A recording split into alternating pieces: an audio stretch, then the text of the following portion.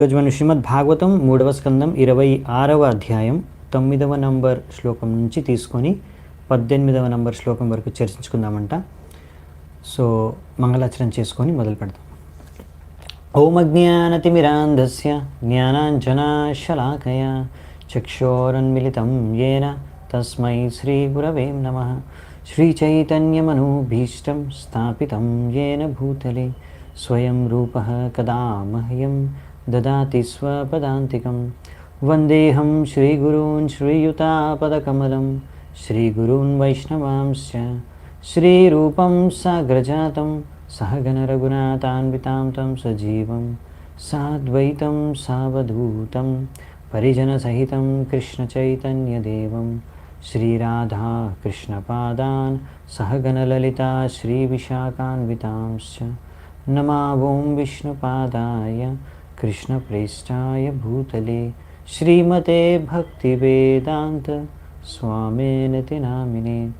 नमस्ते सारस्वते देवे गौरवाणी प्रचारिणे निर्विशेषः शून्यवादी पाश्चात्यदेशतारिणे. नमो महावदन्याय कृष्णप्रेमप्रदायते कृष्णाय कृष्णचैतन्य नामिने गौरत्विषे नमः. हे कृष्णा करुणा सिन्धु दीनबन्धु जगत्पते गोपेश गोपिका कान्त राधाकान्त नमोऽस्तुते.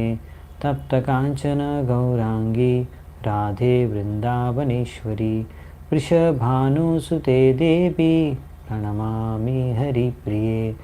नीलाचलनिवासाय नित्याय परमात्मने बलभद्रसुभद्राभ्यां जगन्नाथाय ते नमः.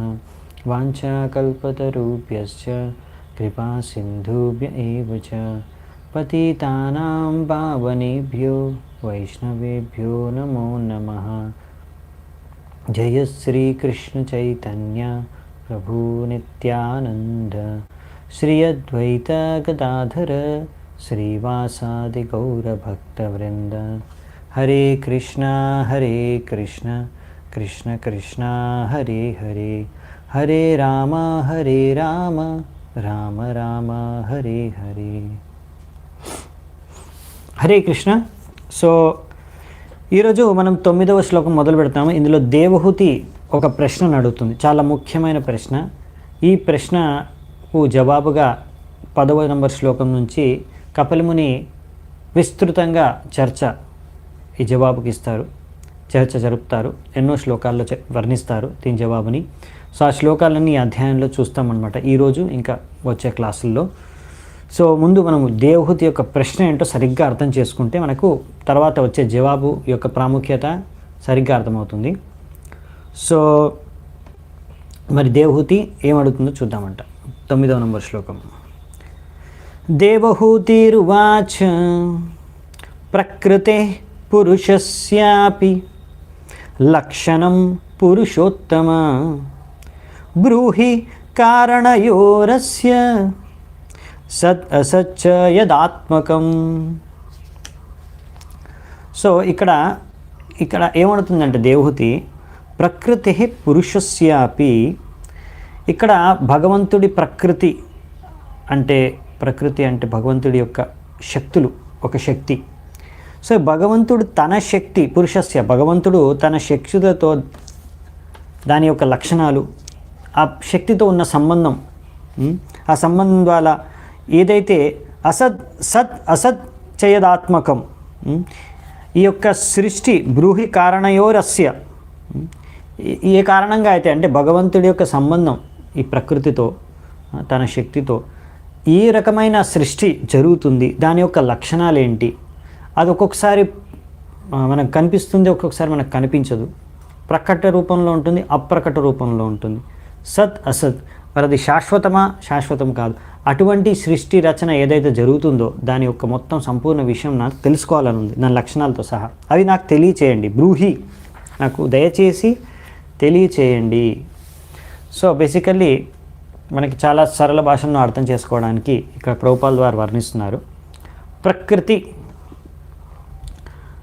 భగవంతుడుకి ప్రకృతికి మనం మనకు ఉన్న సంబంధం ఏంటంటే ప్రకృతి, మనం ఏమంటాం, ప్రకృతిని మాత అంటాం, మదర్ నేచర్. సో ప్రకృతి ఒడిలో మనం జీవిస్తున్నాం కదా, అంటే పుట్టాము. సో జీవాత్మలు మనం అందరం కూడా ఈ ప్రకృతిలో మనం సృష్టి జరిగింది, ముఖ్యంగా శరీరాలతో.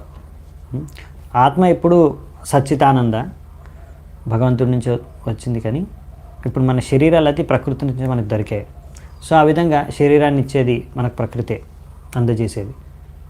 సో ఆ విషయం ఇక్కడ చెప్తున్నారు. మరి సంబంధం ఏంటి అంటే, ఎలాగైతే ఒక భార్యాభర్తలు ద్వారా సంతానం ఉత్పన్నమవుతారో, అలాగే ఇక్కడ భగవంతుడు తన శక్తి ద్వారా రకరకాల మన శరీరాలని, ఇవన్నీ ప్రకృతిని, మనం చూసే ప్రకృతి అంతా కూడా, ఇంకా రకరకాల జీవాత్మల రకరకాల శరీరాలన్నీ కూడా ఉత్పన్నమవుతాయి అన్నమాట. సో ఇది సంబంధం. సో మరి దీని ద్వారా ఎలా జరుగుతుంది, ఎందుకంటే ఇప్పుడు మనకి లాస్ట్లో కూడా చెప్తారు ఆ విషయం. మళ్ళీ ఈ విషయం ఇక్కడ తర్వాత కూడా మళ్ళీ 2 సార్లు ఇచ్చారు ఇక్కడ. మామూలుగా ఇప్పుడు భగవంతుడి యొక్క ఎలా మరి భగవంతుడు సృష్టి జరుపుతున్నారు, మరి ముందు లేదా ఎక్కడుంది మరి సృష్టి, సడన్గా ఎక్కడి నుంచి వచ్చేసింది, మళ్ళీ కొన్ని రోజుల తర్వాత సృష్టి అనేది మళ్ళీ ప్రళయం వచ్చిన తర్వాత మొత్తం వినాశనం అయిపోతుంది, దాని తర్వాత ఎక్కడ మరి మాయమైపోతుందా, భగవంతుడి శక్తి ద్వారా నిర్మించింది అంటే సత్ అసత్ అంటే ఇక్కడ ఇదంతా కూడా ప్రకృతియే.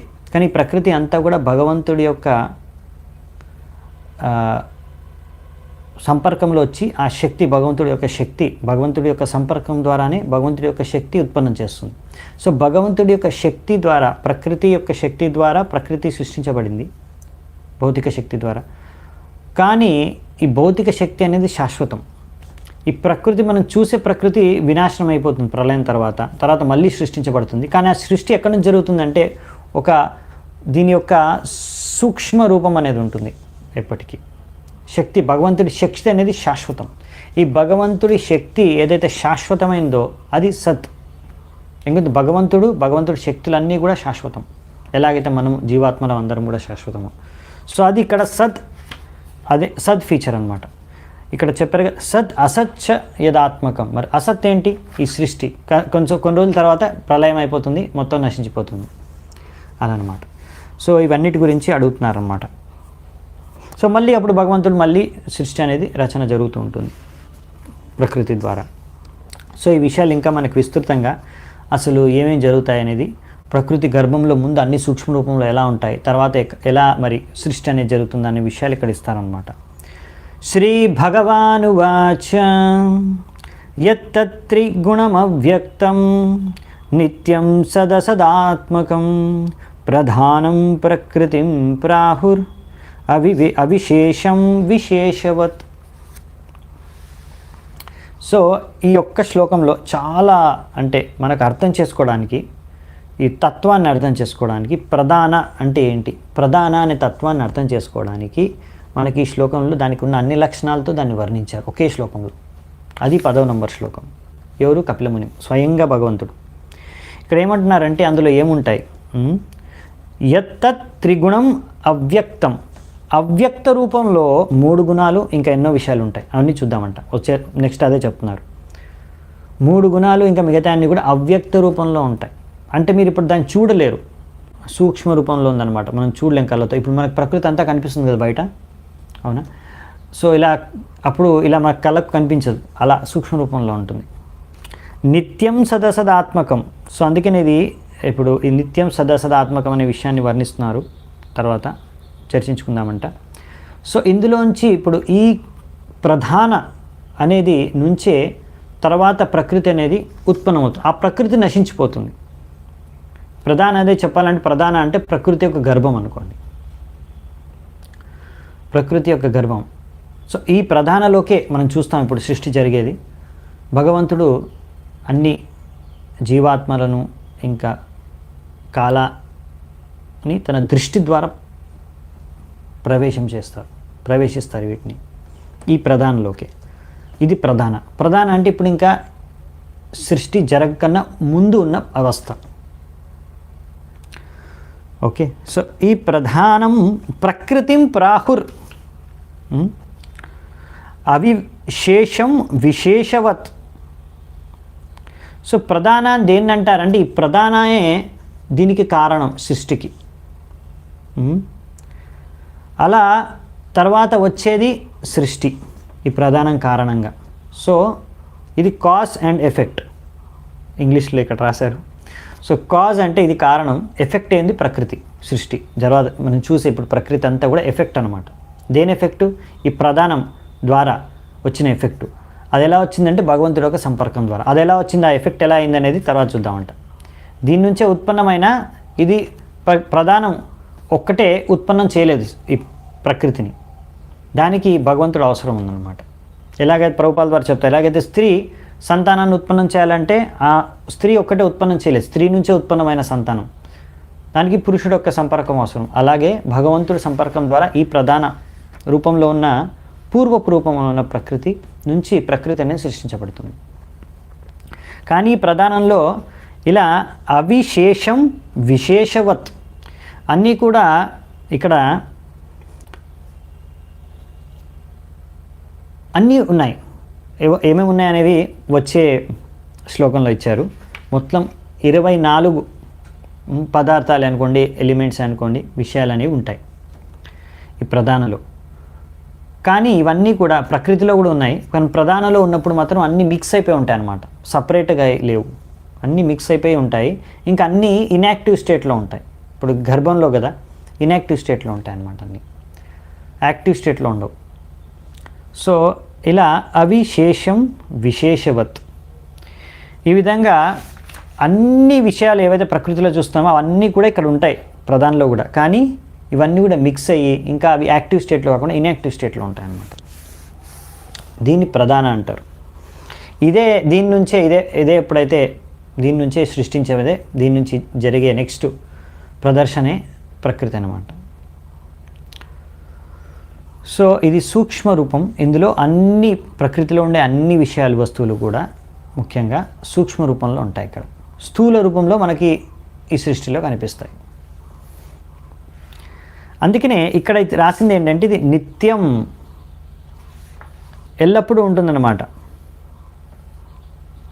సో ఈ ప్రధాన అనేది ముఖ్యంగా సృష్టికి ముందు, మనం చూసే ప్రకృతికి ముందు ప్రధానం ఉండే, ప్రధాన నుంచే సృష్టి అనేది మనకు చూడడానికి కనిపిస్తుంది. ఇప్పుడు సో నశించిపోయినప్పుడు ఏంటంటే ఈ మొత్తం అది వినాశనం, ప్రళయం జరిగినప్పుడు ఏంటంటే ఈ స్థూల శరీరాలన్నీ, స్థూల రూపంలో ఉండే అన్ని ప్రకృతిలో ఉండే స్థూల రూపంలో ఉండే అన్నీ కూడా నశించిపోతాయి, కానీ సూక్ష్మ రూపంలో ఉంటాయి. అలాగే మళ్ళీ భగవంతుడు కావాల్సినప్పుడు ఆయన ఎప్పుడు సృష్టి చేయాలనుకుంటాడో అప్పుడు మళ్ళీ జరుగుతుంది, మళ్ళీ సృష్టి, మళ్ళీ ప్రకృతి సృష్టించబడుతుంది అలా అన్నమాట. సో ఆ విధంగా మనం చూసే ప్రకృతి అసత్ అంటే కొన్ని రోజుల తర్వాత నశించిపోతుంది, కానీ ఇది సూక్ష్మ రూపంలో ఎల్లప్పుడూ భగవంతుడి శక్తి అనేది ఉంటుందన్నమాట.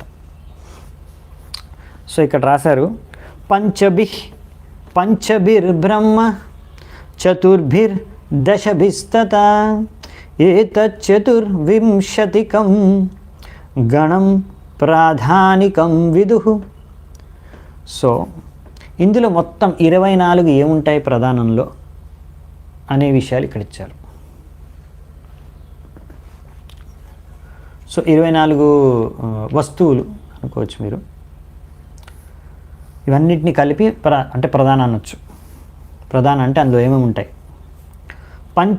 పంచభిర్ బ్రహ్మ అంటే ఇక్కడ పంచభి అంటే మొదటి పంచభి అనేది పంచమహాభూతాలు. ఇవేంటనేవి ఇంకా విస్తృతంగా మనకు కొద్ది తెలుసు, అవి ముందు కూడా ఒకసారి చదువుకున్నాము, తర్వాత కూడా వచ్చే శ్లోకాల్లో మళ్ళీ వర్ణించబడ్డాయి. పంచభీర్ అంటే 5 తన్మాత్రాలు. దాని తర్వాత చతుర్భి ఇక్కడ చతుర్భీర్ అంటే ఇక్కడ 4 అంతఃకరణలు, అవి కూడా చూద్దామంట, నెక్స్ట్ ఇస్తారు. దాని తర్వాత దశభిస్తత ఇంకా 10 ఉంటాయి. ఏంటంటే 5 జ్ఞానేంద్రియాలు, 5 కర్మేంద్రియాలు. అంటే ఇప్పుడు పంచమహాభూతాలు 5 అయిపోయాయి, పంచ తన్మాత్రాలు అవి 5, మొత్తం 10 అయిపోయాయి. 5 జ్ఞానేంద్రియాలు, 5 కర్మేంద్రియాలు అంటే ఇంకో 10, మొత్తం 20 అయిపోయాయి. 4 అంతఃకరణ, అవన్నీ మనం చూద్దాం ఏంటేంటి అనేది, మొత్తం కౌంటింగ్ చూసుకోండి. ఇప్పుడు 24 అయిపోయాయి. ఈ 24 గురించి ఫస్ట్ వర్ణిస్తారు ఏంటో 24. దాని తర్వాత మనకి ఇంకో 2 ఎక్స్ట్రా యాడ్ చేస్తారు లాస్ట్కి. ఫైనల్ రిజల్ట్ ఉండే ప్రకృతిలో. సో అవి మనం చూద్దామంటే ఈరోజు. మహాభూతాని పంచైవ. అచ్చా, దీనికన్నా ముందు ఒక విషయం, భగవద్గీతలో ఇదే ప్రధానని యోనిర్ మహద్బ్రహ్మ అని కూడా పిలిచారనమాట. మీకు కన్ఫ్యూజ్ అవ్వకుండా ఉండడానికి, అక్కడ భగవద్గీతలో ప్రధాన అని చెప్పలేదు. అక్కడ భగవంతుడు అంటాడు, నేనే ఈ యొక్క జీవాత్మలను ఈ యొక్క యోనిర్ మహద్బ్రహ్మలోకి ప్రవేశించి ఈ సృష్టిని చేస్తాను. సో అక్కడ ప్రధానని యోనిర్ మహద్బ్రహ్మ అన్నారు. అదే ఇక్కడ ప్రధాన అని పిలిచారు. ఇంకా వేరే వేదిక గ్రంథాల్లో కూడా ప్రధాన అనే పిలిచారు. ఓకే, నెక్స్ట్ శ్లోకం, 12వ శ్లోకం. మహాభూతాని పంచైవ భూరపోగ్నిర్మరున్నభః తన్మాత్రాని చ తావంతి గంధాదీని మతాని మే. ఓకే, సో మహాభూతాని పంచైవ అంటే పంచమహాభూతాలు. మహాభూతాని పంచైవ అంటే పంచమహాభూతాలు, ఇంకేం లేదు. భూమిరపోగ్నిర్ మరున్నభః, భూమిరపో నలో వాయుర్గం. సో ఈ విషయాలు మనం ముందు భగవద్గీతలో కూడా చూసుకున్నాం, అదే ఇక్కడ కూడా చెప్పారు, ఇంకా ముందు కూడా చూసాం. భూమిర్ అపో అంటే అదే భూమి, నీరు, అగ్ని, మరున్ అంటే గాలి, నభ అంటే ఆకాశం.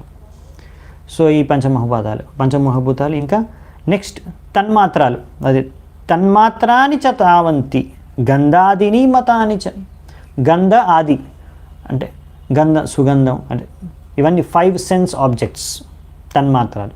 అంటే మన ఇంద్రియాలు భోగించే 5 విషయ వస్తువులు తన్మాత్రాలు.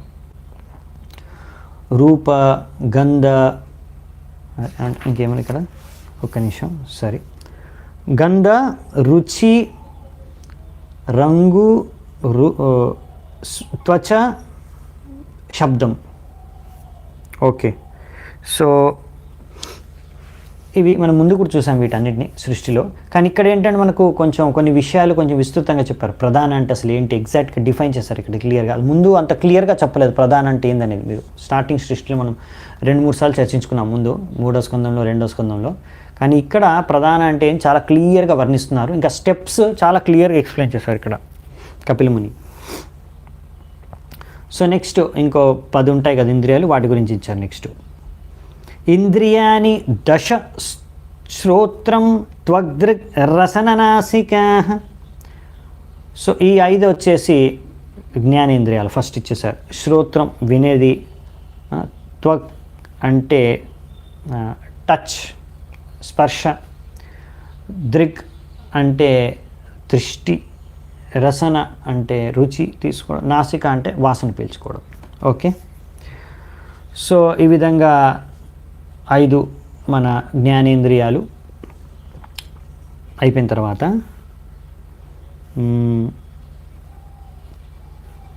వాక్కరౌ చరణౌ మేధ్రం పాయుర్ దశమ ఉచ్యతే. ఇంకా ఇది ఏంటంటే వాక్ అంటే మనము మాట్లాడే శక్తి. దాని తర్వాత కరవు, చరణవు, కరవు అంటే చేతులు, చరణవు అంటే కాళ్ళు. మేధ్రం అంటే సంతానం ఉత్పన్నం చేసే ఇంద్రియాలు, పాయు అంటే మలమూత్రం త్యాగం చేసే ఇంద్రియాలు. ఈ విధంగా మొత్తం కలిపి 10. సో 10 అయిపోయాయి ఇప్పుడు మనకి. ఇంతకుముందు 10 చూసాము, 10 20 అయిపోయాయి మొత్తం టోటల్. నెక్స్ట్ ఇంకా 4 ఉన్నాయి కదా, అంతఃకరణ. ఇందులో ఒక్క విషయం మీరు కొత్తగా చూస్తుండొచ్చు, వినుండొచ్చు, కానీ అది కూడా మనకు తెలిసిందే.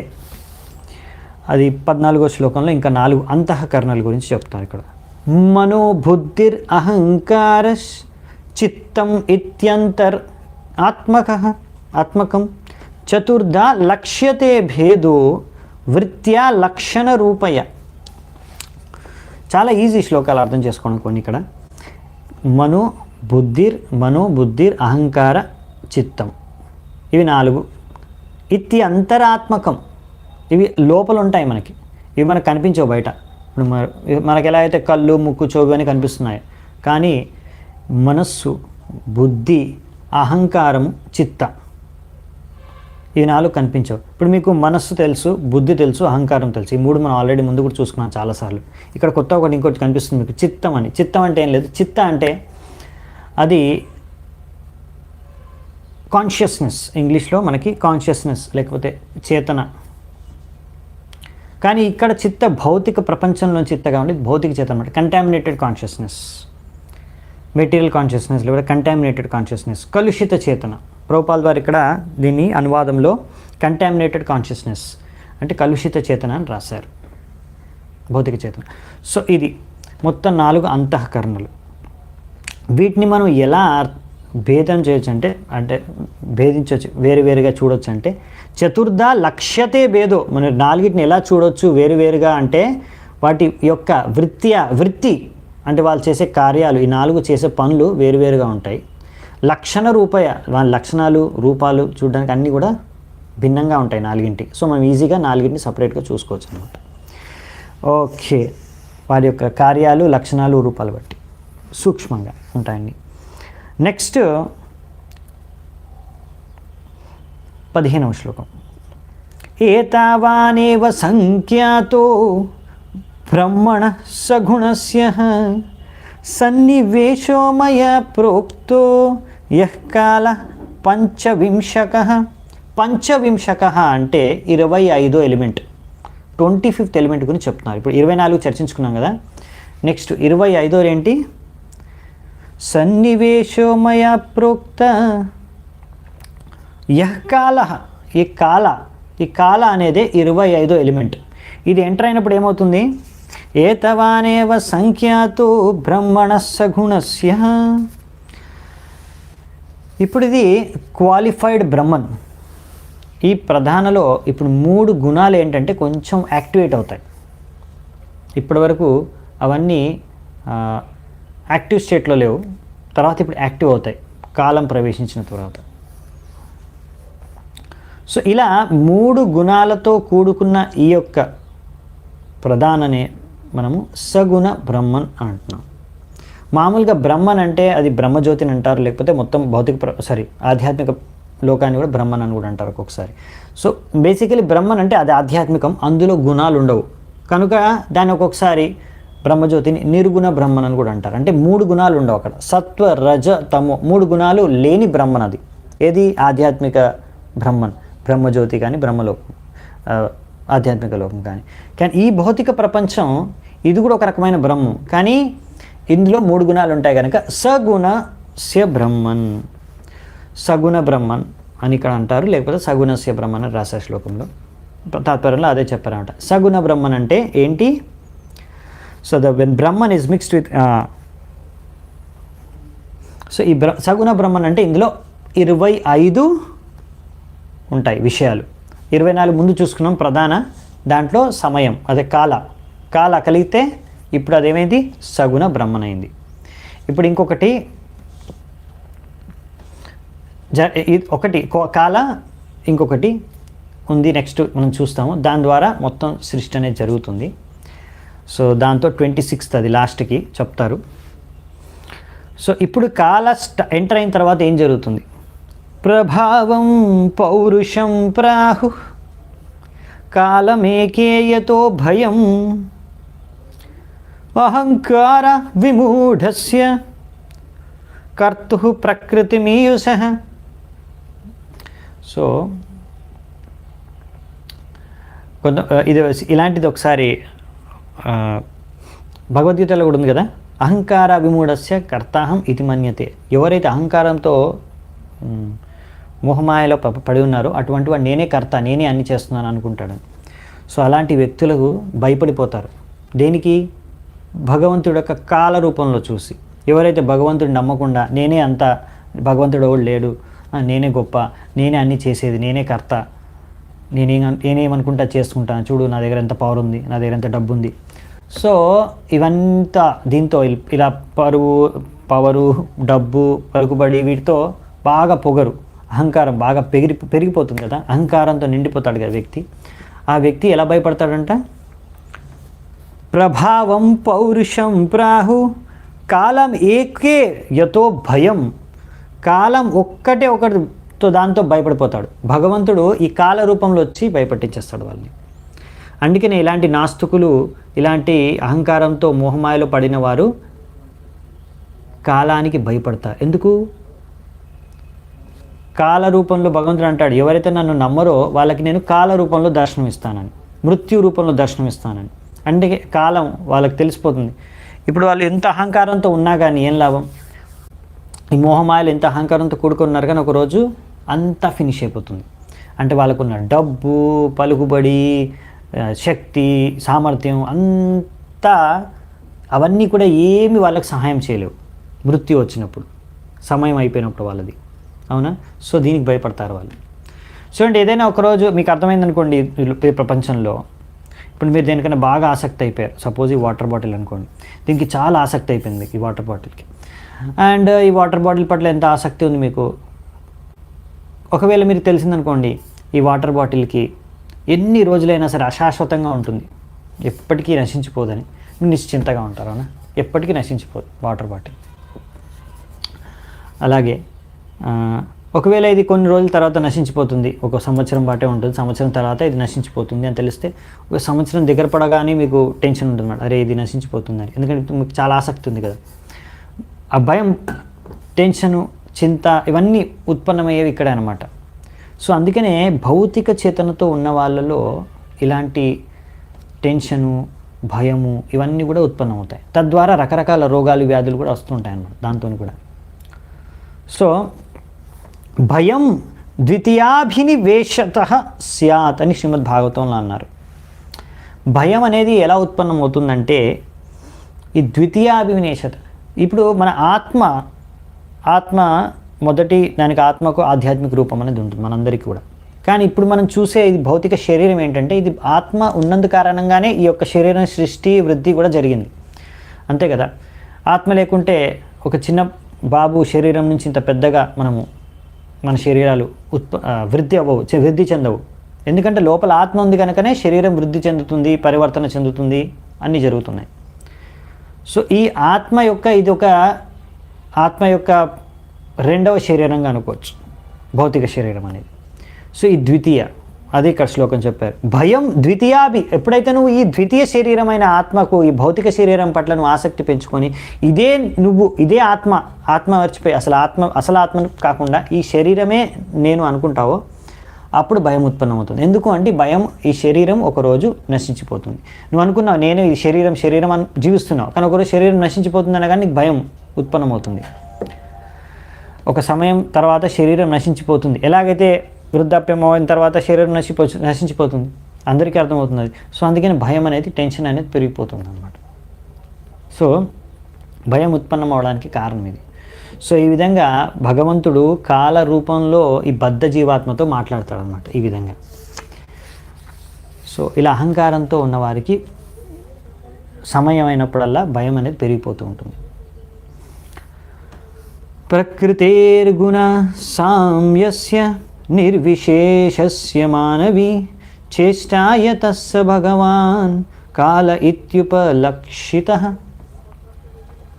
సో ఇప్పుడు కపిలముని చెప్తున్నారు, ఓ నా మాత స్వయంభూమని యొక్క పుత్రి, ఈ సమయం, ఈ కాల ఏదైతే నేను చెప్పానో మీకు, ఇది భగవంతుడు ఈ కాల ద్వారా ఈ 3 గుణాలని ఇంకా మొత్తం ప్రధాన దాన్ని అంతా కూడా యాక్టివేట్ చేస్తారు, ప్రేరణిస్తారు. తద్వారా ఏంటంటే ఈ గుణాలన్నీ కూడా ఇప్పుడు పనిచేయడం స్టార్ట్ చేసి సృష్టి అనేది జరుగుతుంది, సృష్టి ఆరంభమవుతుంది. ఈ కాలం ఎప్పుడైతే ఈ కాలం అనేది ఎంటర్ అవుతుందో ఈ ప్రధానలోకి, తర్వాత ఈ యొక్క సృష్టి అనేది ఆరంభమవుతుంది. సో ఇదన్నమాట. సో ప్రభుపాదుల ద్వారా అదే మళ్ళీ ఉదాహరణ ఇస్తారు. అదే స్త్రీ ఇంకా భార్యాభర్తల ద్వారా సంపర్కం ద్వారా ఎప్పుడు సంతానం ఉత్పన్నమవుతుంది. అలా ఈ సమయం అనేది ప్రవేశించినప్పుడు భగవంతుడి దృష్టి ద్వారా సమయము ఇంకా జీవాత్మలు అన్నీ కూడా ప్రవేశిస్తాయి ఇక ప్రకృతి గర్భంలోకి. తర్వాత ఇంకా సృష్టి అనేది జరుగుతుంది. ఇంకా అంతేకాకుండా ఇంకొక రూపంలో కూడా భగవంతుడు ఈ సృష్టిలోకి, ఈ భౌతిక ప్రపంచంలో నివసిస్తాడు. ఎలా అంటే చాలా సింపుల్, మనందరికీ తెలుసు. అంతః పురుషరూపేణ కాలరూపేణ యో బహిః సమన్వేత్యేష సత్వానాం భగవాన్ ఆత్మమాయయా. ఇలా భగవంతుడు తన శక్తి ద్వారా అంత సృష్టి రచన చేస్తున్నారు తన శక్తుల ద్వారా. ఇవన్నీ 25, 24 విషయాన్ని తీసుకొని, అలాగే అదే సమయంలో ఈ సృష్టి రచన అంతా నడుస్తూ ఉంటుంది. కానీ ఆయన కూడా ఈ సృష్టి లోపల పరమాత్మ రూపంలో అంతఃపురుష రూపేణ, దీని లోపల అంతఃపురుష రూపేణ, మన లోపల ప్రతి ఒక్క జీవాత్మ లోపల, ప్రతి శరీరం లోపల పురుష రూపేణ ఒక పురుష రూపంలో ఉంటారు.